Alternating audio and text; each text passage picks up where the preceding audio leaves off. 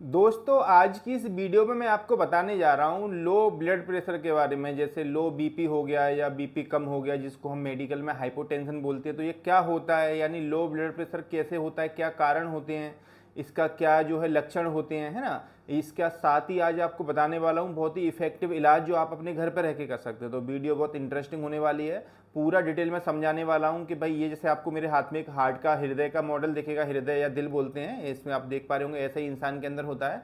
तो इसका क्या रोल होता है बीपी कम होने में, बीपी में क्या होता है 120/80 जैसे सुना होगा, तो क्या मतलब है 120 का, क्या मतलब है 180 का, पूरा डिटेल में पूरा फुल नॉलेज देने वाला हूँ ब्लड प्रेशर के बारे में, लो बीपी के बारे में। साथ ही आपको हाइपरटेंशन यानी हाई बीपी का भी बताऊंगा कि ये क्या होता है। तो आप सभी का स्वागत है मेरे यूट्यूब चैनल में। मैं डॉक्टर वकील खान आप सभी का स्वागत करता हूँ। तो अब स्टार्ट करते हैं वीडियो। सबसे पहले मैं आपको बताता हूँ कि ब्लड प्रेशर होता क्या है ना। तो जैसे आपने कभी देखा होगा, आप कभी आपको दिक्कत आती है तो आप ब्लड प्रेशर चेक कराते हैं तो आपको बता दिया जाता है कि आपका बीपी हाई है या लो है ना। हाइपरटेंशन बोलते हैं हाई बीपी को, लो बीपी को बोलते हैं हाइपोटेंशन, ठीक है। तो अब होता क्या है कि जो जर्नली देखा जाए तो 120/80 मिलीमीटर ऑफ मरकरी करके बोला जाता है, ये होता है नॉर्मल ब्लड प्रेशर एवरेज देखा जाए तो, ठीक है। 120/80 मिलीमीटर ऑफ मरकरी mmHg करके लिखा जाता है। तो ये नॉर्मल हो गया। अब इसके बाद में फिर आपकी एज के ऊपर डिपेंड करता है। अब वैसे नॉर्मली देखा जाए तो अगर लो बीपी की बात करें पहले अपन, तो अगर आपका बीपी 90/60 से नीचे आ जाए या 90/60 या इससे नीचे आ जाए तो आप समझिए आपको लो बीपी हो गया है ना, यानी आपका हाइपोटेंशन हो गया है। अब बात करें अगर ज़्यादा की, तो 140/90 अगर मान के चले 140 ऊपर नीचे का जो है 90 या 100 के करीब आ गया, तो इसके ऊपर या इसके इतनी लेवल पे आ गया तो आप समझिए आप हाइपरटेंशन के अंडर में, यानी आपका बीपी बढ़ा हुआ है। अब होता क्या है, इसको क्या होता है, ये ऊपर का 120 जैसे मान के चलो, अभी मैंने आपको बोला कि 120/80 ये नॉर्मल माना जाता है। तो 120 क्या होता है, 80 का क्या मीनिंग है। तो देखो जो 120 जो ऊपर का जो बीपी बोलते हैं, दो वैल्यू होती हैं, 120 और 80 नीचे का, ठीक है। तो जो ऊपर वाली वैल्यू होती है उसको बोलते हैं सिस्टोलिक ब्लड प्रेशर, यानी सिस्टोलिक मतलब ये टर्म होते हैं मेडिकल के, और नीचे वाले को बोलते हैं डायस्टोलिक ब्लड प्रेशर। अब इसको समझिए कि सिस्टोलिक क्या होता है, डायस्टोलिक क्या होता है। तो देखो 120 जो ऊपर का मैंने आपको बताया है सिस्टोलिक, ये मतलब है कि हमारा जैसे हार्ट है, जैसे पहले हार्ट बताता हूँ, जैसे आपको ये दिख रहा होगा ना हार्ट होता है, तो ये एक मस्कुलर ऑर्गन है, मतलब ये पूरा मसल से बना हुआ ऑर्गन होता है, ठीक है। अब मसल से बना है तो अब इसके अंदर जो है 4 चैम्बर होते हैं, नीचे वाले 2 होते हैं उनको बोलते हैं वेंट्रिकल, ऊपर वालों को बोलते हैं एट्रियम। मतलब 2 राइट साइड में 2 लेफ्ट साइड में। आप जैसे भी मेरे हाथ में दिख रहा होगा ना, इसको खोल के भी दिखा देता हूँ अंदर से, तो आप देख सकते हैं ये अंदर के खोखलापन, इन्हीं को चैम्बर बोलते हैं। अब होता है क्या है कि इनमें ये आपको वॉल्व दिख रहे हैं, हार्ट के वॉल्व वगैरह सुने होंगे आपने, और ये आपको जो खून की नसें दिखेंगी, ये ऊपर साइड में ब्लड वेसल्स हैं सारी। तो जो राइट साइड की जो दोनों वेंट्रिकल एट्रियम है, तो जो ब्लड आता है पूरी बॉडी में से, सपोज ब्लड लौट के आ गया हार्ट के अंदर, ठीक है, तो आने का जो तरीका होता है वो होता है ये, इसको बोलते हैं ऊपर वाली खून की नस, और ये नीचे वाली इसको बोलते हैं सुपीरियर वेना केवा, और नीचे वाली को इन्फीरियर वेना केवा, ठीक है। तो इसमें क्या हुआ, हार्ट में पूरा ब्लड पूरी बॉडी से लौट के आ गया आपके राइट एट्रियम में, राइट ऊपर वाले चेंबर में। अब ऊपर वाले चेंबर से राइट साइड के नीचे वाले में चले जाएगा, इस वाले में, इसको बोलते हैं राइट वेंट्रिकल। अब पूरा ब्लड जो था आपका राइट वेंट्रिकल में आ गया। अब राइट साइड के वेंट्रिकल से ये वाली नस के थ्रू, इसको बोलते हैं पल्मोनरी ट्रंक, पल्मोनरी ट्रंक आगे जाके पल्मोनरी आर्टरी में बन जाता है, डिवाइड हो जाता है। तो यानी राइट साइड के वेंट्रिकल से पूरा ब्लड चला गया लंग्स के अंदर, फेफड़ों के अंदर, क्योंकि जैसे यहाँ देखेंगे ना बीच में हमारा हार्ट रहता है, यहाँ पर रखा रहता है, दोनों साइड में इसके लेफ्ट राइट में फेफड़े होते हैं, तो बिल्कुल बगल में ही चला जाता है, यानी फेफड़ों के अंदर। फेफड़ों के अंदर क्यों गया, क्योंकि अभी जो ब्लड राइट साइड में भरा हुआ है इसके अंदर कार्बन डाइऑक्साइड वाला ब्लड है, जिसके अंदर कार्बन डाइऑक्साइड, लेकिन हमें तो ऑक्सीजन में कन्वर्ट करना है ना, गैसियस एक्सचेंज कराना है। तो हमारा ब्लड क्या करता है, राइट साइड में लंग्स में मतलब दोनों अपने लेफ्ट राइट साइड के लंग्स फेफड़ों में जाने के बाद में ब्लड के अंदर जो कार्बन डाइऑक्साइड भरी थी बाहर आ जाएगी, और जो लंग्स में हमने सांस ली तो पूरी फेफड़ों के अंदर लंग्स के अंदर गई, तो वो ऑक्सीजन जो थी हमारे ब्लड में लोड हो जाएगी, मतलब गैसियस एक्सचेंज हो गया एक तरीके से। अब क्या हुआ, हमारे ब्लड के अंदर ऑक्सीजन आ गया, कार्बन डाइऑक्साइड बाहर निकल गया। अब वो ब्लड लौट के आता है हमारी लेफ्ट साइड के हार्ट के अंदर, लेफ्ट एट्रियम के अंदर। ये आपको लेफ्ट एट्रियम दिख रहा है ऊपर से। अब इसमें इनके नसों के थ्रू आता है, इनको बोलते हैं पल्मोनरी वेन। पल्मोनरी वेन ये आपको रेड कलर की दिख रही है, यहाँ उल्टा कलर होता है एक्चुअली। तो ये आपको राइट साइड मतलब राइट लेफ्ट साइड के वेंट्रिकल में, एट्रियम में पहले ब्लड आया फेफड़ों के अंदर से, जिसके अंदर ऑक्सीजन भरा है। अब ये क्या होगा, राइट इधर से निकल के फिर जाता है लेफ्ट वेंट्रिकल में, पहले लेफ्ट एट्रियम में आया, लेफ्ट एट्रियम से लेफ्ट वेंट्रिकल, लेफ्ट वेंट्रिकल से फिर क्या करेगा, एक बड़ी जो नस है ये वाली रेड कलर की आपको दिखेगी, इसको बोलते हैं अयोटा। ये सबसे बड़ी नस होती है, इसके थ्रू पूरी बॉडी में फैल जाता है। यानी ये क्या करेगी, जगह जगह ब्रांच देती आती है। पहले जैसे अपने खुद के लिए ले ली, हार्ट के लिए, फिर दिमाग के लिए दे दी, 2 हाथों के लिए दे दी, फिर कुछ पेटों के लिए, पेट के अंदर दी, फिर 2 पैरों के लिए अंदर दे दी, तो वो सारी इसी में से ब्रांच होती हैं। तो ये मेन आर्टरी हो गई, इसको नाम क्या दिया हमने, अयोटा। अब इसी के अंदर ब्लड प्रेशर होता है दोस्तों, यानी जैसे लो बीपी हाई बीपी सब इसी का खेल है। अब कैसे होता है, अब जैसे मैंने आपको बताया ना ब्लड प्रेशर कैसे अपन मेजर करते हैं, तो जो खून की नस के अंदर कितना स्पीड यानी कितने प्रेशर से खून जा रहा है उसी को हम ब्लड प्रेशर बोलते हैं। ब्लड का प्रेशर मतलब, ठीक है। अब ब्लड प्रेशर का ब्लड ऐसे खुला तो रहता नहीं है, खून की नसों के अंदर बहता है, उसी को हम ब्लड प्रेशर बोलते हैं। जैसे आप ऐसे समझिए, जैसे मान के चलिए आपने जैसे कोई एक सॉफ्ट ड्रिंक कोल्ड ड्रिंक वगैरह ले ली, या जैसे लस्सी वगैरह या छाछ वगैरह आता है ना, ऐसे कागज की पैकेट में आता है, बोतल जैसी कागज की होती है, देखिए आपने उसमें स्ट्रॉ डाल दिया, ठीक है। स्ट्रॉ मतलब जैसे पीते हैं ना अपन लस्सी या छाछ वगैरह पीते हैं। अब आपने क्या किया, उस कागज की बोतल को ताकत से दबाएंगे तो वो उस प्रेशर के कितना, वो स्ट्रॉ की जो पाइप डला है उसके अंदर कितना प्रेशर से वो बाहर आ रहा है, उसी को ब्लड प्रेशर बोलते हैं। अब धीरे से दबाएंगे धीरे धीरे आएगा, तेज दबाएंगे तेज जाएगा, तो वैसे ही हमारा हार्ट कितना पंप कर रहा है स्पीड से, उसको ब्लड प्रेशर बोलते हैं। अब इसमें मैं आपको बताया था सिस्टोलिक डायस्टोलिक, यानी ऊपर का क्या होता है नीचे का क्या होता है, ये समझिए, ठीक है। तो देखो ऊपर वाले को हम बोलते हैं सिस्टोलिक ब्लड प्रेशर, नीचे वाले को डायस्टोलिक। तो सिस्टोलिक का मतलब है कि इसने हार्ट ने कितना पंप एकदम से ब्लड को बाहर निकाला, यानी कि इस आर्टरी के अंदर कितना स्पीड से ब्लड को फेंका है, वो होता है ऊपर का हाईएस्ट जो होता है, मतलब इतने तक इसकी स्पीड हो गई। क्योंकि हार्ट जैसे पंप करता है फिर थोड़ी देर रुकता है, फिर दोबारा से खुल जाता है और फिर उसके अंदर ब्लड बढ़ेगा, फिर पंप करेगा, मतलब रुक रुक के करता है काम। तो एक बार जब जैसे ये सुकड़ा पूरा कॉन्ट्रैक्ट हुआ तो इसके अंदर कितना प्रेशर बाहर बना, उसको हाई बीपी बोलते हैं, ऊपर का सिस्टोलिक प्रेशर बोलेंगे। अब आता है नीचे का ब्लड प्रेशर, जिसको अपन बोलते हैं जैसे डायस्टोलिक। जैसे आपने बोला ना 120-80 है, तो 80 क्या 80 वाला क्या होगा, इसको डायस्टोलिक। इसका मतलब है कि जैसे ही पंप किया, पंप करने के बाद में जैसे हार्ट अब रिलैक्स होगा, तो रिलैक्स होने के बाद में खून की नसों के अंदर कितना प्रेशर है, यानी कि उसको बोलते हैं डायस्टोलिक। आप ऐसे समझिए, जैसे आपके घर में पानी की टंकी है, नीचे उसमें मोटर लगी हुई है, ठीक है, और पूरे घर में पाइपलाइन फैली हुई है ना, पूरी बिल्डिंग में। तो आपने मोटर ऑन करी, अब मोटर ऑन करेंगे तो क्या होगा, आपके पूरे घर में पानी जाएगा। तो मोटर कितना प्रेशर से पानी फेंक रही है, वो तो हो गया ऊपर वाला प्रेशर, जैसे आपका सिस्टोलिक है ना। अब आपने मोटर बंद कर दी, मोटर बंद करने के बाद में आपके पाइप के अंदर अभी भी पानी भरा हुआ है, क्योंकि ऐसा तो नहीं कि भैया पूरा पानी एकदम बाहर आ गया। तो जो पानी भरा हुआ है मोटर पाइपों के अंदर, तो वो पाइपों के अंदर कितना प्रेशर से भरा हुआ है पानी, उसको बोलते हैं डायस्टोलिक। समझ में आया। यानी अब जैसे मोटर हम ऑन करेंगे तो जो पानी पाइप के अंदर जो भरा है उसको ऊपर उसके जाएगा, तभी हमारी पूरी बॉडी में बिल्डिंग में हमारा पानी जाएगा। और मान लो हमारा 80 मिलीमीटर का पाइप के अंदर प्रेशर है, मान के चलो आपकी जो पाइप लाइन घर में बिछी है ना उसके अंदर प्रेशर है, जैसे छत पे पानी जाना है तो पाइप के अंदर जो प्रेशर है वो कितना है, अभी 80 के करीब है। अब आपने मोटर ऑन करी और मोटर को सेट कर दिया 60 की स्पीड पे, 60 के प्रेशर पे, तो क्या पानी ऊपर जाएगा, नहीं जाएगा। कब तक नहीं जाएगा, जब तक वो 80 के ऊपर आपको पंप करके, यानी मोटर को स्पीड नहीं बढ़ाना पड़ेगा। तो मोटर स्पीड करेंगे तो 80 तक आने में तो आपको वो धीरे धीरे आना स्टार्ट होगा, 80 के बाद जितना ऊपर गया वो ऊपर का हो गया। तो आपको समझ में आया, यानी डायस्टोलिक सिस्टोलिक बोलते हैं हाईएस्ट कितना मोटर ने पंप कर दिया, डायस्टोलिक बोलते हैं कि मोटर तो रुक गई लेकिन आपकी खून की नसों के अंदर जो ब्लड भरा हुआ है उसका कितना, यानी बैक फ्लो कितना मार रहा है उसका, उसको प्रेशर को बोलते हैं डायस्टोलिक प्रेशर। तो आई होप आपको समझ में आ गया होगा। तो अब इन दोनों को ही हमें चेक करना पड़ता है कि भैया डायस्टोलिक कितना है, खून की नसों के अंदर हार्ट काम नहीं कर रहा उस टाइम पर कितना प्रेशर है, और इसको ऊपर हमारा हार्ट कितने तक कर पा रहा है। तो अब हम बात कर रहे थे लो बीपी की। तो लो बीपी मैंने आपको बताया, अगर जो प्रेशर जो 120-80 जो नॉर्मल माना जाता है, अगर इसके बाद में 90 ऊपर का हो जाए और नीचे का 60 चला जाए, अगर इससे कम आ रहा है तो आप समझ लें लो बीपी के केस हैं आप। तो ये हो गया लो बीपी, यानी लो ब्लड प्रेशर, इसको हाइपोटेंशन बोलते हैं। अब आते हैं इसके जो कारण क्या क्या होते हैं। तो देखो इसके कारण की बात करें दोस्तों तो काफी सारे कारण होते हैं लो बीपी के। सबसे पहले जैसे हम बात करें तो बॉडी के अंदर जैसे हार्मोनल चेंजेस हो गए, जैसे हार्मोनल चेंजेस लोगों को हो जाते हैं, जैसे कि थायराइड ग्लैंड के अंदर जैसे हार्मोन का गड़बड़ हो गया है ना। एड्रिनल ग्लैंड होती है, जिसको किडनी के ऊपर 2 ग्लैंड होती हैं, एड्रिनल नॉन एड्रिनल, जैसे हार्मोन इपिनेफ्रिन नेफ्रिन हार्मोन आते हैं, उनमें गड़बड़ हो जाए, मतलब हार्मोन डिस्टर्बेंस हो गया है ना। एक तो ये कारण होता है। दूसरा आपकी बॉडी में ब्लड की कमी हो जाए। ब्लड की कमी जैसे होता है, जैसे सपोज किसी का हाथ कट गया, एक्सीडेंट हो गया, कोई भी नस कट गई, पूरा खून बह रहा है ना, तो इसको बोलते हैं हाइपोवोलेमिया, यानी खून की कमी हो गई तो ब्लड प्रेशर कम हो जाएगा। अब सीधी बात है भाई, अब इसके पास हार्ट के पास ब्लड कम होगा तो आपका प्रेशर कहाँ से बनाएगा ये। जैसे आपने अपनी टंकी में पानी कम कर रखा है, टंकी बहुत कम है और आप उसमें मोटर चला रहे, तो मोटर प्रेशर से पानी देगी नहीं आपकी, क्योंकि यही तो प्रेशर बना रहा था। अब जब पानी कम है तो उसको मोटर कैसे बनाएगी प्रेशर, है ना। तो हमें क्या करना है, पानी उसके अंदर सफिशिएंट मोटर को देना पड़ेगा, जो उस मोटर के अंदर पानी आ रहा है वो अच्छे से आएगा, तभी वो स्पीड में पानी को फेंकेगी। तो वैसे अब मान लो हमारा खून तो बह गया बाहर, तो हाइपोवोलेमिया हो गया है ना।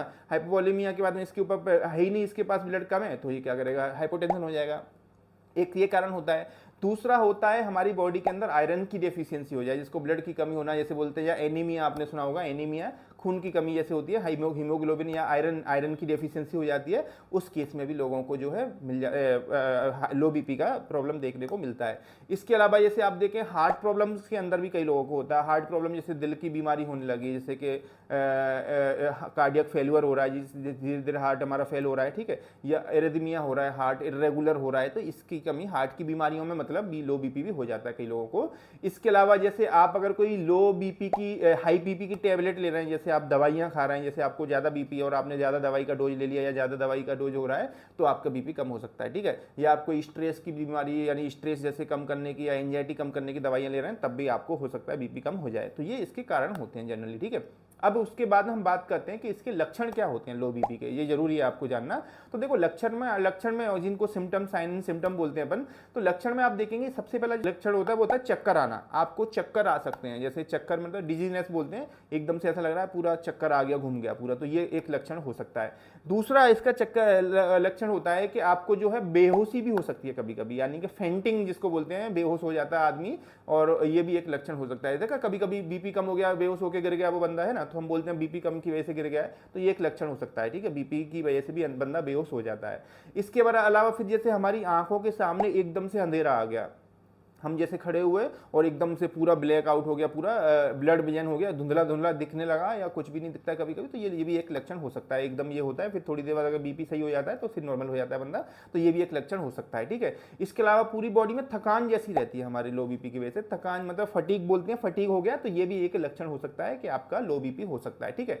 इसके अलावा आपकी जैसे सांस जो है तेज तेज चल रही है या आपके पाल्पिटेशन धड़कन बहुत तेज तेज हो गई, ये भी एक लक्षण हो सकता है। तो ये सारे लक्षण होते हैं। अब पॉइंट आता है जो मेन है इसका कि भाई हम इसका इलाज क्या करें घरेलू, जो मेन पॉइंट है इसका।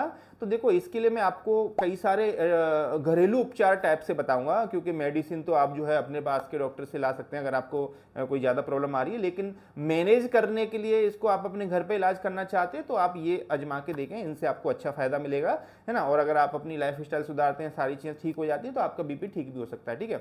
तो लेकिन अगर आपको अगर ज़्यादा प्रॉब्लम आ रही है, बार बार हो रहा है, तो भाई अपने किसी पास के किसी रजिस्टर्ड मेडिकल डॉक्टर को दिखाएं तो ज़्यादा बेटर रहेगा। लेकिन आप जो मैं आपको घरेलू उपचार बता रहा हूँ ये आप आजमाएंगे तो इनसे आपको फर्क मिलेगा, ठीक है।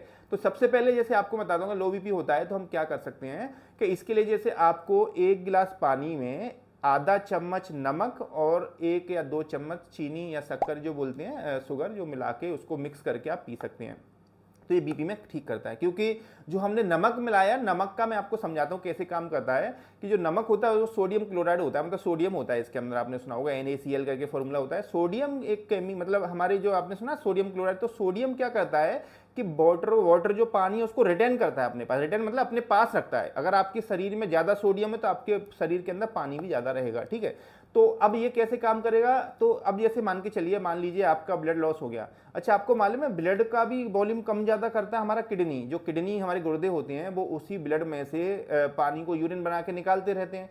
अब जैसे मैं आपको बताता हूँ ब्लड में कैसे आता है पानी, आप बोलेंगे हम ब्लड तो भाई पेट के अंदर आंतों के अंदर ला रहे हैं, ब्लड में कैसे आया। तो जो भी हम खाते पीते हैं दोस्तों वो सारा आपका ब्लड के अंदर आता है। कैसे आता है आपको समझाता हूँ कि आपने जो भी खाया पिया सीधा मुंह के अंदर आया। जैसे आपने क्या किया, खाना पिया, पानी पीने की बात कर रहे हैं, पानी पिया मुंह के अंदर, मुंह से वो जाएगा गले के अंदर, गले को हम बोलते हैं फेरेंक्स, है ना। फेरेंक्स से फिर जाता है ईसोफेगस जो फूड पाइप होता है, फिर स्टमक में पहुंच जाता है। स्टमक पहला पार्ट है, स्टमक मतलब आमाशय इसको बोलते हैं, इसके अंदर एसिडिटी होती है। फिर वहां से छोटी आंत और बड़ी आंत में चला जाता है, ठीक है। तो ये छोटी आंत, बड़ी आंत, स्टमक, इनके अंदर क्या पानी आंतों के अंदर से निकल के एब्जॉर्ब होके सीधा खून में आ जाता है। बाहर खून की नस होती है, आंतों से जुड़ी होती है, तो उसमें से एब्जॉर्ब कर लेती हैं सारी चीज़ों को। हम जो भी खाएंगे पिएंगे वो सारा एब्जॉर्ब, जैसे न्यूट्रिशन लिया आपने, protein, carbohydrate, fat, sugar, mineral, vitamin, सारे निकल के खून में आ जाते हैं। तो अब हुआ क्या कि आपने जो पानी पिया वो पूरा खून के अंदर आ गया, तो खून के अंदर अब ये रहेगा, अगर ज़्यादा पानी पिया तो खून जाता है फिर घुमा के पूरा किडनी के पास, किडनी उसमें से एक्स्ट्रा खून को, पानी जो होता है उसको निकाल के यूरिन बना देती है। तो यूरिन के थ्रू हम बाहर निकालते रहते हैं, तो पानी पीते हैं और ऐसे चलता रहता है, फिल्टर होता रहता है।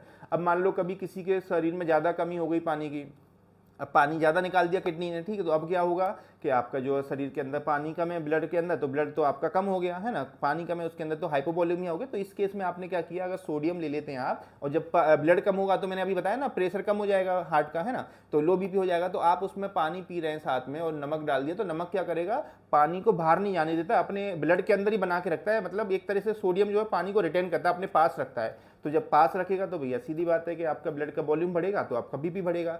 साथ में आपको क्योंकि थकान वगैरह होती है, शुगर भी दे रहे हैं आपको, जिससे कि आपको इंस्टेंटली तुरंत एनर्जी मिल जाए, थकान दूर हो जाए, तो इस तरीके से आप ये ले सकते हैं, इससे अच्छा मिलेगा। दूसरा एक आपने सुना होगा इसके बारे में, ये काफ़ी इफेक्टिव भी है, मैंने इसको पूरा देखा, समझ में आया कि भाई इसका अच्छा फर्क रहता है, पढ़ा था इसका। तो इसमें जो है कॉफ़ी, ब्लैक कॉफ़ी या कॉफ़ी आती है, वो बड़ा अच्छा काम कर जाती है, लेकिन ये रोज पीने वालों के काम नहीं आएगी, जो कभी कभार पीने वाले हैं उसमें अच्छा असर देखने को मिलता है। कॉफ़ी पीते हैं आप 1 या 2 कप, तो उससे बीपी में बड़ा अच्छा फायदा मिल जाता है, बीपी बढ़ जाता है। तो उससे कैसे होता है, इसका क्या रीजन है कि आपका जो है बीपी बढ़ गया, यानी आपने कॉफ़ी पिया, तो कॉफ़ी के अंदर एक केमिकल होता है, कैफीन बोलते हैं उसको, ठीक है। कैफीन क्या करता है, बीपी बढ़ाने में हेल्प करता है हमारी। कैसे बढ़ाएगा समझिए, कैफीन क्या करता है, एक हमारे शरीर में एक केमिकल होता है, इसको एडिनोसिन बोलते हैं, ठीक है। तो एडिनोसिन जो रहेगा केमिकल क्या करेगा, यानी कि हमारा जो एडिनोसिन जो होगा वो एक तरीके से ब्लड वेसल को कॉन्ट्रैक्ट करवा, मतलब डायलेट करता है, सॉरी, मतलब जो खून की नस है उनको मोटा करता है। जैसे समझिए हमारी शरीर में कितनी सारी खून की नस है, सबको मोटा करने का यानी फुलाने का काम होता है एडिनोसिन का, ठीक है।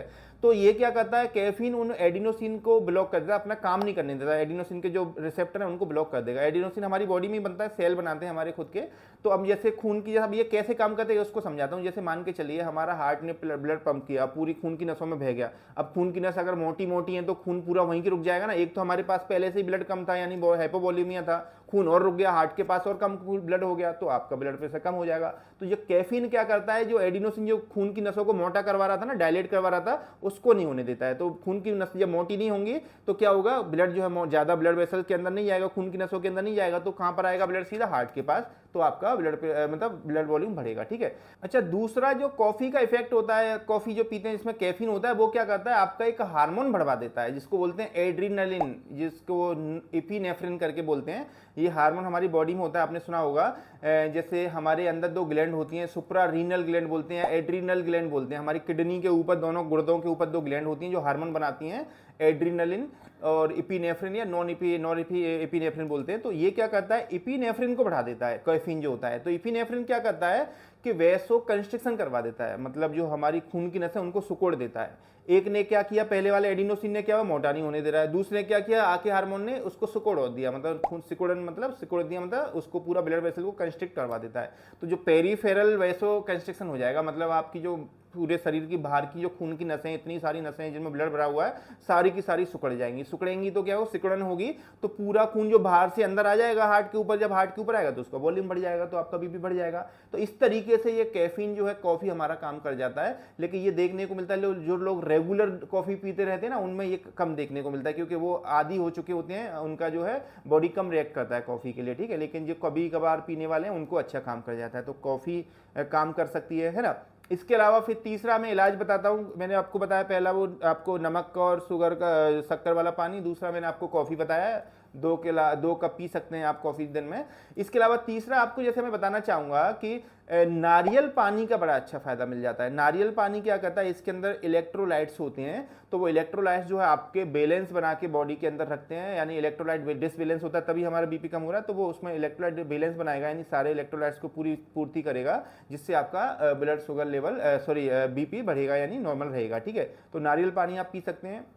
इसके अलावा फिर जैसे और एक चीज़ें मैं आपको बताऊंगा, जैसे काजू, बादाम और किशमिश, ये तीनों बड़े अच्छे फायदा कर जाते हैं। तो 4-5 काजू ले लो, 4-5 बादाम ले लो, 4-5 किशमिश लो, रात को पानी में 1 गिलास पानी में भिगो के रख दो इनको तीनों को, और सुबह पानी में से निकाल के इनको आप चबा चबा के खाएंगे तो बड़ा अच्छा फायदा मिलेगा। क्योंकि इनके अंदर क्या होता है, देखो जो काजू बादाम ये होते हैं, एक तो इनके अंदर आयरन अच्छा रहता है, ठीक है। आयरन के अलावा दूसरा आपका जो है इसके अंदर हेल्दी फैट रहते हैं, जो आपके ब्लड को रेगुलेट या मेंटेन करने में हेल्प करते हैं, लो बीपी में अच्छे काम करेंगे ये आपके लिए, ठीक है।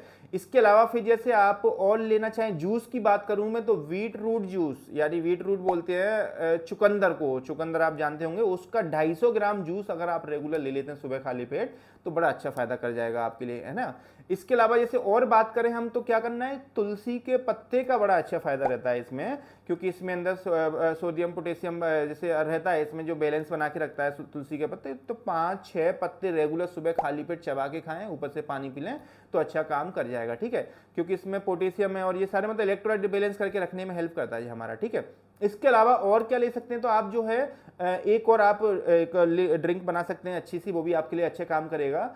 1 गिलास पानी में 1 चम्मच शहद और आधा नींबू, और उसके अंदर जो है आपको जैसे एक और आइटम रहेगा, उसको जिंजर बोलते हैं, जिंजर मतलब अदरक बोलते हैं हिंदी में, अदरक का आधा चम्मच अदरक का जूस, यानी अदरक का आधा चम्मच पीस के भी डाल सकते हैं, 1 चम्मच अगर जूस है तो आधा चम्मच डाल दें, आधा चम्मच जूस अदरक का जिसको जिंजर बोलते हैं, 1 या 2 चम्मच शहद की, और तीसरा मैंने आपको बताया क्या उसमें शहद के अलावा आधा नींबू। ठीक है, ये तीनों मिक्स करके आप जो है पिएंगे तो ये भी आपको अच्छा फायदा देगा। ठीक है, क्योंकि अदरक जो होता है वो आपके हार्ट को स्टिमुलेट करता है। ठीक है, और जो लेमन है उसमें जो है आपके इलेक्ट्रोलाइट्स होते हैं, सोडियम पोटेशियम वगैरह होते हैं। ठीक है, ये आपके बैलेंस बनाएगा, और जो लेमन हनी है जो जिसको शहद बोल रहे थे वो आपको एनर्जी प्रोवाइड करेगा, तो अच्छे काम करेंगे। ठीक है, इसके अलावा कुछ जनरल चीज़ें रहती हैं, बीपी जैसे कम हो गया तो आप अपन घरेलू उपचार में, जैसे प्रिकॉशन है एक तरह के ये तो, कि आपका बीपी कम हो रहा है तो आप जो है लेट करके पैरों को ऊपर उठा दें थोड़ा सा। ठीक है, पैर ऊपर उठाते हैं तो क्या होता है, जो हमारे खून की नस पैर में बहुत सारी वो ब्लड जो भरा था ग्रेविटी के हिसाब से लौट के हमारे चेस्ट की तरफ,